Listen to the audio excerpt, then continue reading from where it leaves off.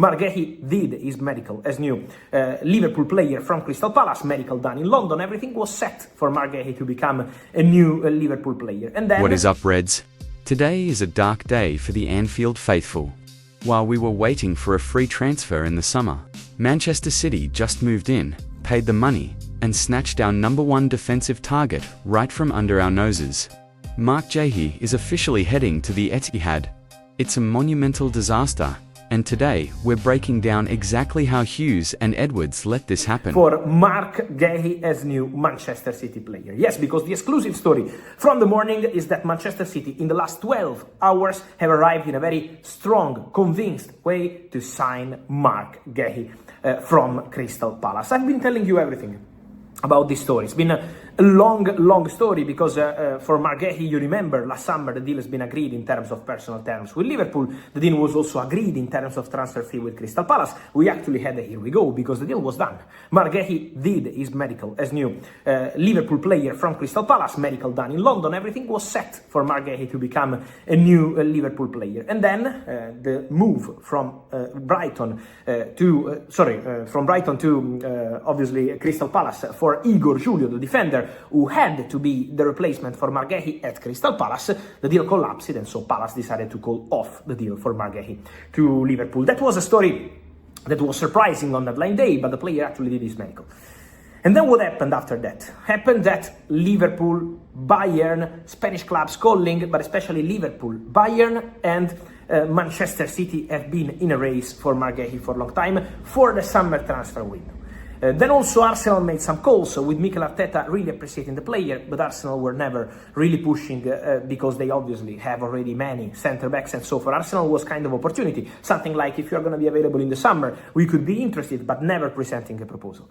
Bayern and Liverpool really interested, but Manchester City, following the injuries of Ruben Dias and Joško Gvardiol, decided to enter very strong in this story. And now City want to close the deal as soon as possible. Did you hear that? Fabrizio just confirmed that Guehi passed a medical at Liverpool last summer. The deal was done. It collapsed because Palace couldn't find a replacement. But instead of fixing it now, Liverpool sat back. Romano is reporting a £20 million fee plus add-ons for an England international.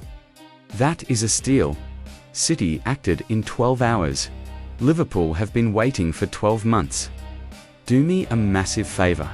Hit that like button and subscribe.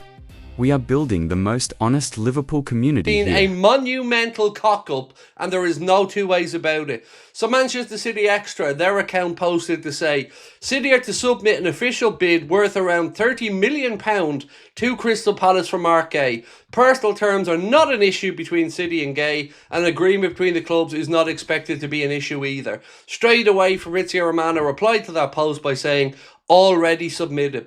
Then we had Romano come out and say, exclusive, Manchester City advance on Marc Guehi deal as approach has been made in the last 12 hours. Manchester City presented an important proposal to Guehi in terms of the contract and ready to proceed with Crystal Palace. Deal now even closer. Not too long had passed before the here we go dropped. Breaking. Marc Guehi to Manchester City, here we go, reports Fabrizio. Official proposal accepted by Crystal Palace right now. Understand fee will be around £20 million. Now there will be add-ons, we'll talk about those in a moment. Guehi has accepted the move, exclusive story now confirmed. On top of that, you know the man who helped make sure that we didn't sign Marc Guehi in the summer, Oliver Glasner?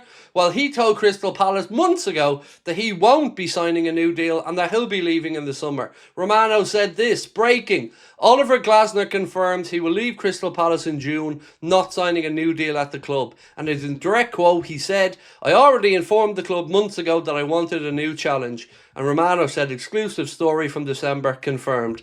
Now, Liverpool, ladies and gentlemen, are in a mess. And there are going to be people who come out to tell you that the deal isn't worth it. The numbers aren't worth it. Bullshit. Let me talk you through it. Alex Crook has had two posts on this. First post said, fee agreed, £20 million plus add-ons, taking total deal closer to £30 million. Wages of around £200,000 per week. That then became wages of around £300,000 a week. And almost instantaneously, the copium started. People started to post to say, not worth it, not worth it. Indy Kayla said, not worth it. Let me make this very clear. What has happened here today is yet again a sign of an unserious club. Manchester City need a defender because one of their defenders picks up an injury and another one is out. And what happens? They go and get a defender. They go and sign him for less than we were willing to pay in the summer. Now, we'll talk about the numbers involved in this in a minute, but make no mistake, that's how a serious club, a club with real intent acts. Us, no, we're the clever boys. We have long-term plans, strategies. We're aware to market situations that may develop, but apparently this wasn't one. Don't let these spoofers once again pull the wool over your eyes. This isn't an anti-FSG rant by any stretch. This is directed at Hughes and Edwards. And the reason the thumbnail says, "What's the story, John?" is because I am truly baffled at how this has been allowed to happen. So Craig is spot on. This isn't just about missing a player. It's about the message it sends. City have injuries to Ruben Dias and John Stones, so they go and buy the best CB available. We have Connor Bradley out for the season, a 34-year-old Virgil, and an injury-prone Connaught, but we're monitoring the situation. The copium from some journalists saying £300,000 a week is too much. Please, you pay for quality if you want to win titles. Paul Joyce, the most reliable source for LFC, says the club's plan since September was to wait for Guehi to be a free agent. This is the Moneyball approach gone wrong. They gambled on Guehi being available in June, but they forgot that Manchester City exists. Now, not only do we not have a new defender, but our direct rival just got stronger. It's negligent. How does Arne Slot honestly feel about this? Imagine being the manager. You've steered this ship through a stormy transition. You're on a gritty, 11-game unbeaten run, and you've managed to keep Liverpool in the Champions League spots, despite a squad that is looking paper-thin. Slot is doing his part, but the board, they are leaving him out to dry. Let's look at the facts.